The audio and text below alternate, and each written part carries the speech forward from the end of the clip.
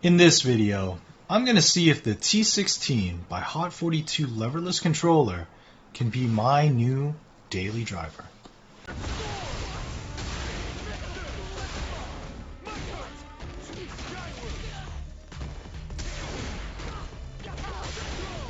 Alright, that's cool. Super safe eating. So let's talk about my daily driver first. I actually have a MadCatz TE2 Plus that I've converted into a leverless controller. So I'll be doing some sound tests, some comparisons between this controller and the Haute42. So let's talk about the Haute42. There's quite a bit of things that I do enjoy with this leverless. Number one is the layout. It has a lot of features like the RGB, hot swappable for the microswitches here, which is pretty sick. That's essentially what I'm looking for, is like the leverless controller with microswitches. The added plus is the RGB. There's turbo feature. Even this little screen here I think is a nice touch. But for me, the huge selling point, the reason why I pulled the trigger on buying this with my own money, was because it was $85 at the time of when I purchased it, which is January 2024. I did notice the price is going up. I can't speak as to why, but if you are interested in this controller, maybe pay attention to the price point as well. So the buttons on this controller are pretty awesome, actually. But it's weird. Because of how compact the buttons are, I actually think Punk Workshop buttons would be better for this. And the reason why I say that is the stock Haute42 button tops, I should say, they're more squared off. They're not as curved and lightweight as the Punk Workshop buttons. And I don't know the exact weights of these two button tops. I didn't put it on a scale, but there are cutouts on the Punk Workshop button, which I'll show right now. Alright, so as you can see here, I'll try to hold this as still as I can. The Punk Workshop buttons, which are in the smoke, they are slightly more curved compared to the stock Haute42 buttons. And there's even little cutouts on the buttons themselves, which give it a more lighter feel. I'll be doing a sound test so you can hear the sound differences.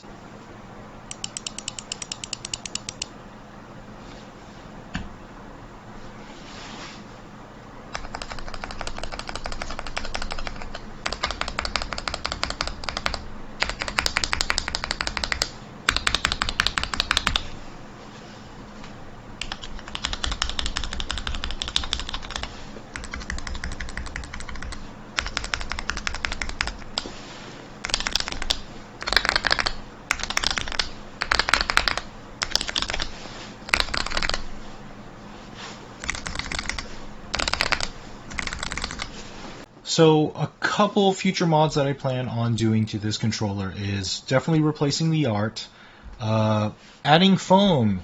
Right here I have 2mm foam that I'm going to be cutting, putting onto the back, and the reason why is there are screws right here that are on the back, and they kind of scratch whatever surface you lay this on. So I think adding the foam would be a nice touch to it. And then I'll be replacing the buttons for now. I may replace the micro switches actually for this, just because of how loud it is. So here is my daily driver.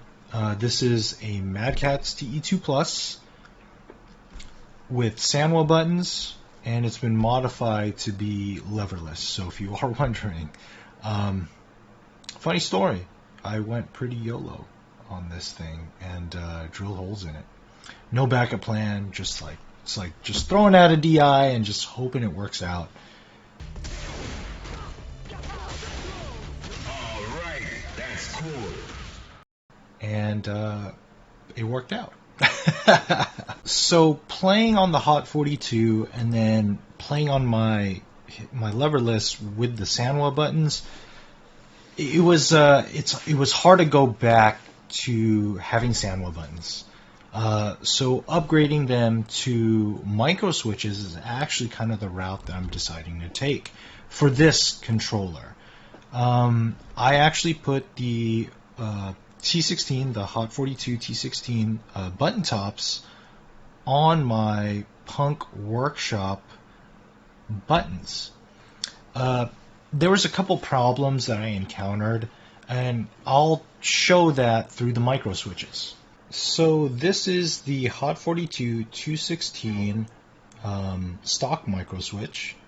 This is a 3-pin low-profile Kailh switch. These switches do not fit in the Punk Workshop housing because of this extra pin.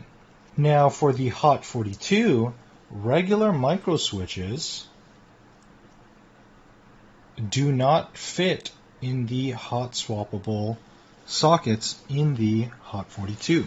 So what I have in my daily driver is actually, I have an interesting setup for my microswitches. I actually have 2 linear switches for my left and right, and then I have 2 tactile switches for my up and down. The reason why I put a tactile switch on the up and down is I actually like the feedback that this switch gives. Sometimes, like when you get too used to leverless, like you're just tapping super fast, or maybe it's just me, right? Sometimes, I'll miss an input, and I don't know if it's I actually missed the input or it's because of lag or whatever. Not trying to make any excuses, but having that unconscious feedback kind of helps narrow down, like, oh, well, I messed up. You could kind of make that judgment call right then in the match, right? And so it's like, it's not you messing up, it's like the game. It's not going to shake you from your game plan. I don't know. Little things like that, it kind of gets to my head, and maybe because I'm just in the moment or I'm overthinking it. But I do enjoy the feedback that it gives, and I feel like I know that I got that down input or that up input. Like even when it comes to certain motions, let's say a Hadouken or getting that Shoryuken off, right? Something along those lines, just to emphasize that diagonal. So other than that, the buttons themselves are actually kind of a Franken-switch that I have that involve the Haute42 stock button tops. I put it into a Punk switch housing, but I also switched up the micro switches. So here I have the Kailh box switches. This is the Deep Sea. I got the linear and the tactile. The linear is the clear one, and the tactile one is this little bronzy looking champagne, I guess would be the color. But these are the micro switches that I have in my directionals and my up and down. The reason why I went with these micro switches, you could see here, like on the, I guess you would call this the stem, perhaps. There's this circular kind of housing around it. It actually provides quite a bit of stability in your button presses compared to a traditional micro switch. So, and what I'm referring to is this. This is a traditional, this is like an MX Silver micro switch. Notice how there's no circular housing around this, I guess, the stem. It actually provides a little bit more stability by having that stem. There's actually quite a bit of wobble. It's hard to tell because I just have the micro switch, but after testing, I did notice a difference. So I'm glad I went with these box micro switches. So if you are curious, this is 45 gram force, and they're pre-lubed, actually. A couple things you could actually do to your micro switches if you really want to mod this further. Because they are factory lubed, I was content with it. I don't think adding switch films is really necessary, or even lubing these with Krytox 205 grade 0. I don't think it's really necessary for what I'm using, but everyone has their own taste, so feel free to do what you want to do.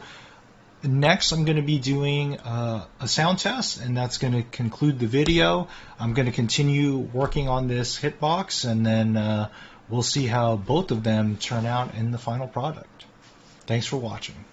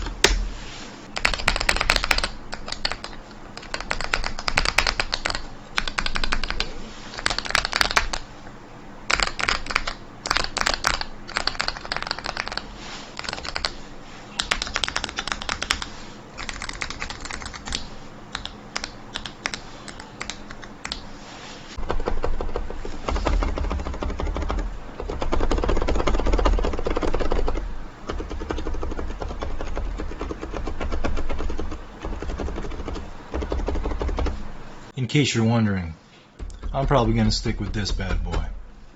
Thanks for watching. Hopefully you learned something, because I did. If you guys want to run some sets with my community or myself, be sure to hit up the Discord. And if you got any questions, I got social media, so hit me up there. Other than that, I'll see you guys in the hub.